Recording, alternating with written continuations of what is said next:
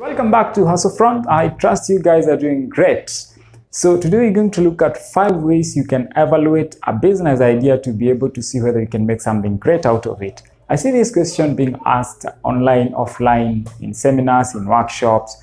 I have 50,000, I have 20,000, 5,000. I want to start a business. Can you advise me? What business idea can I start in this country?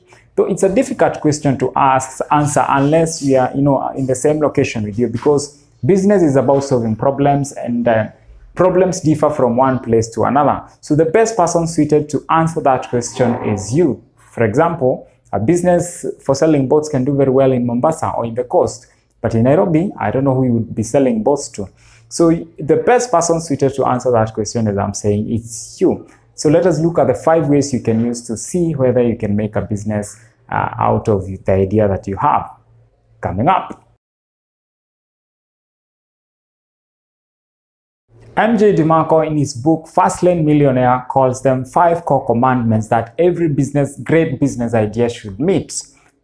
And he abbreviates them as SENS. C standing for control, E standing for entry, and N standing for need, and T standing for time, and the last one S standing for scale. So let us look at control. So control states that you should have significant, or even if possible 100% control of your business processes. So if you're manufacturing something, let's say whatever you're manufacturing, you should have control for all the processes. Have significant, if not full control.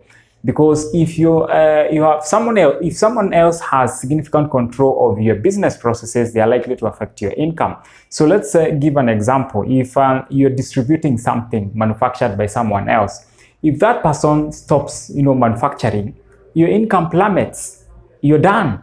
For example, I'm using YouTube here. If I earn money from YouTube, I'm simply an employee of YouTube. I may call myself a creator, but if YouTube, wakes up tomorrow and decide to suspend my account, if I was making money from YouTube, my income plummets. They are the boss. So whatever business that you're going to try, you have to make sure you have significant control, because if you don't, if there's one individual or an entity that can, close your business, can stop you from earning instantly, then it is a risky business idea. Actually, according to MJ Demarco, he argues most of the things that we do in life are now businesses, because we do not have control on most of the things some of us do. So evaluate your business idea. Will I be able to control most of the processes? Will I be able to manage from distribution, marketing, manufacturing, sourcing of raw materials? Am I in control on most of these things? If not, then that's a risky business idea. The second commandment is commandment of entry. This one states that the easier the problem, the worse it could be. The difficult it is to solve, the better the opportunity could be. So if actually they say easy problems don't pay much. So if barrier to entry to your marketplace is low, that means anyone can come in and start a similar business to yours. So this definitely will increase competition, and you start, fighting, in terms of price cutting and all those. So competition will be so high.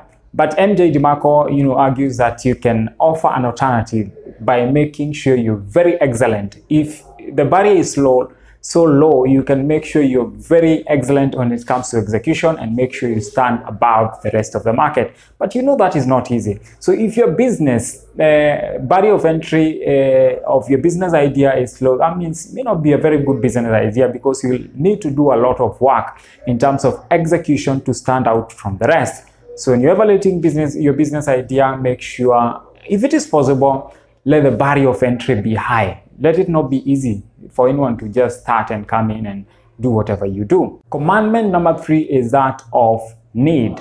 We say businesses are about solving problems. So if you're not solving people's problems, you don't expect to get ahead. So there must be need for whatever you're offering. The market is very selfish. We don't care whether you're very passionate about what you're trying to do. The market doesn't care whether you love what you do. It's very simple. What is it in it for me? You have to answer that question as a business person. You must solve problems to get paid. To get ahead, you must solve problems. Otherwise, your business idea can be frustrating if you're not offering solution to the market. Another thing, if, for example, you're offering a substitute, why should I not buy from A and buy from you? You must convince the market why they should, give you attention. Why should they buy from you, not the other party? So it is very, very important that you provide you provide solution to the market, otherwise you won't get ahead. So the fourth commandment is that of time. MJ says that your business should not only earn you money, it should also earn you time. It should free you after some time. Of course, initially at the beginning, you have to put a lot of effort to make sure you build your business. You have to put a lot of time. But after some time, your business should free you. The challenge with most of the businesses that we run, that when we go to sleep, they go to sleep. Whenever we get sick, they get sick. So whenever we stop working, they stop working. So that's not a very good business idea. So if your business stops whenever you stop working, if your business, you have to be there for that business to operate, that's not a very good business idea. So you should find ways of automating your business. Is it possible to automate? Is it possible to franchise? Is it possible to, maybe put it online and operate, automate it?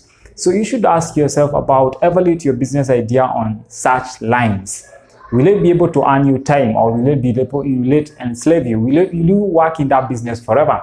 So if you have no ability to free yourself from your business, then it's not a very good idea. You can free yourself by hiring people. Is it easy to help to train others to do what you do?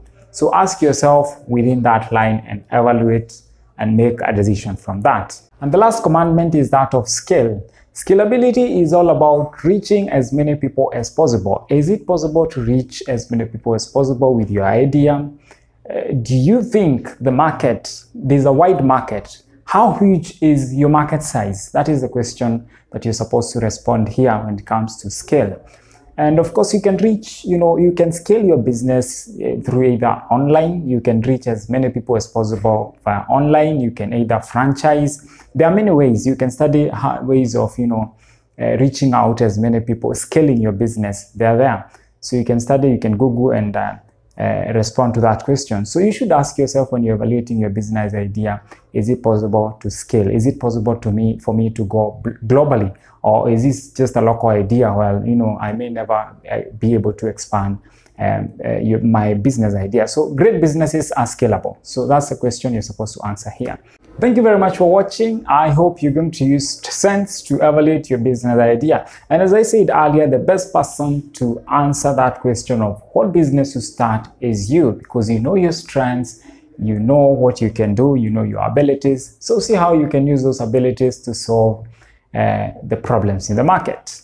See you next time. Remember to subscribe.